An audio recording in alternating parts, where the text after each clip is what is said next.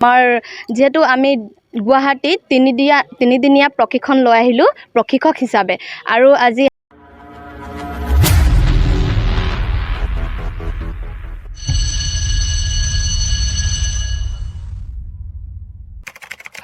নমস্কাৰ মই বৰ্তমান উপস্থিত আছোঁ চৰাইদেউ জিলাৰ সাপেখাতিত আৰু সাপেখাতিত যি আমাৰ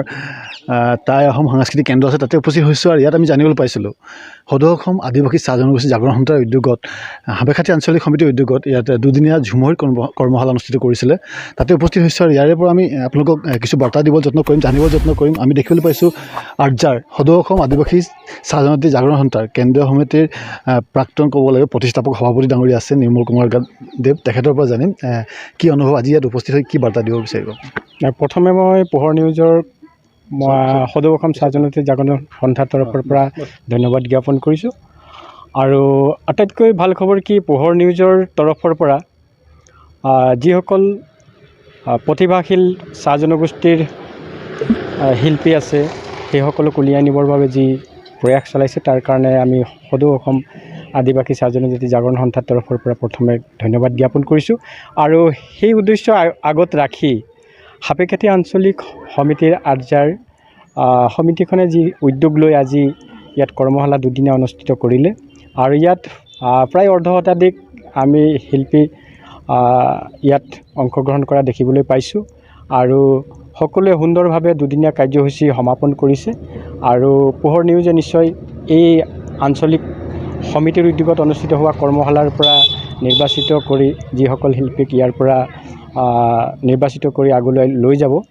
আশা ৰাখিম যে তেখেতলোকে নিশ্চয় অসমৰ প্ৰতিনিধিত্ব কৰি এই অঞ্চলৰ সুনাম অৰ্জন কৰিব। নিশ্চয় সুন্দৰকৈ কৈছে আমি চেষ্টা কৰি আছোঁ মাত্ৰ আমি দেখিবলৈ পাইছোঁ আমাৰ সম্পাদক ডাঙৰীয়া আছে আৰ্জাৰ কেন্দ্ৰীয় সম্পাদক সন্তোষ কুৰ্মী ডাঙৰীয়া আপোনালোকৰ মুখ্য উদ্দেশ্য কি আছিলে আজি এই যিটো ঝুমুৰ কৰ্মশালাৰ? ইতিমধ্যে অসম চৰকাৰৰ নেতৃত্বত মেগা ঝুমুৰ অনুষ্ঠিত হোৱা বুলি অসমৰ সৰ্বদিশে জ্ঞাত হৈছে আৰু তেনেধৰণে আমি চিন্তাধাৰণা আগত ৰাখি সদৌ আদিবাসী চাহ জনজাতি জাগৰণ সন্থাৰ নেতৃত্বত সাপেখাতি আঞ্চলিক সমিতিৰ উদ্যোগত চৰাইদেউ জিলাৰ সোণাৰী সমষ্টিৰ সাপেখাতিৰ কাষৰীয়া চাহ বাগিচা তথা গাঁও অঞ্চলসমূহৰ যিসকল শিক্ষিত ছাত্ৰ ছাত্ৰীয়ে আমাৰ ঝুমুৰ নৃত্য কলা প্ৰদৰ্শন কৰিব পাৰে তেখেতসকলক আমি পূৰ্ণাংগ কৰাৰ চেষ্টাৰে যাতে তেখেতসকল আধৰুৱা নহয় পূৰ্ণাংগ হৈ নৃত্য প্ৰদৰ্শন কৰিব পাৰে সেই চেষ্টা আমি অব্যাহত ৰাখি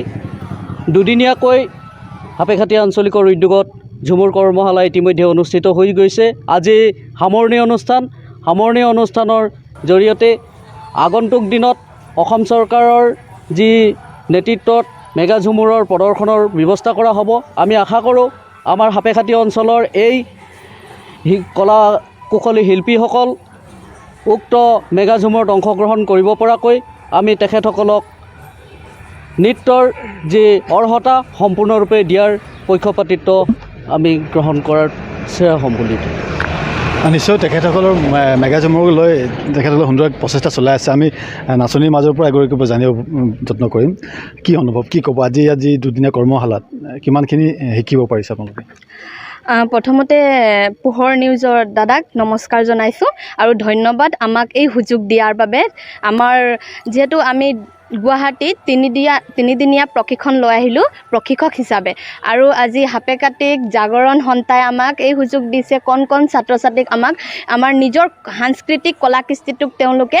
আঁকোৱালি লয় আৰু আমি তেওঁলোকক ঝুমুৰৰ প্ৰশিক্ষণ দিয়াইছোঁ। তো খুবেই ভাল লাগিছে দুদিনীয়া প্ৰশিক্ষণ দি তেওঁলোকে শিকিছে তেওঁলোকে কষ্ট কৰিছে আৰু যাতে আমাৰ মেগা ঝুমুৰটোক আমি ঝুমুৰ বিনন্দিনী যিটো আমাৰ ওলাইছে সেইটোক আমি ৱৰ্ল্ড ৰেকৰ্ড কৰিবলৈ এতিয়া আমি সাজু হৈ উঠিছোঁ। ধন্যবাদ। মেগা ঝুমুৰক ৱৰ্ল্ড ৰেকৰ্ড বিশ্ব ৰেকৰ্ড কৰিবৰ কাৰণে তেখেতসকলে সাজু হৈছে। ইতিমধ্যে এনেধৰণে বিভিন্ন অঞ্চলৰ পৰা বিভিন্ন জেগাৰ পৰা যদি প্ৰত্যেক জেগাৰ পৰা চেষ্টা কৰা হয় নিশ্চয় মেগা ঝুমুৰ ৱৰ্ল্ড ৰেকৰ্ড হ'ব বুলি আশা ৰাখিছোঁ আৰু সকলোৱে এনেধৰণে প্ৰচেষ্টা লওক কেৱল জাগৰণ সন্থাই নহয় আমাৰ যিমান দল সংগঠন আছে সকলোৱে যাতে এনেধৰণে ব্যৱস্থা ল'ব তাকে কামনা কৰিছোঁ। ভিডিঅ'টো শ্বেয়াৰ কৰাৰ আশা ৰাখি মই বিদায় লৈছোঁ। ধন্যবাদ।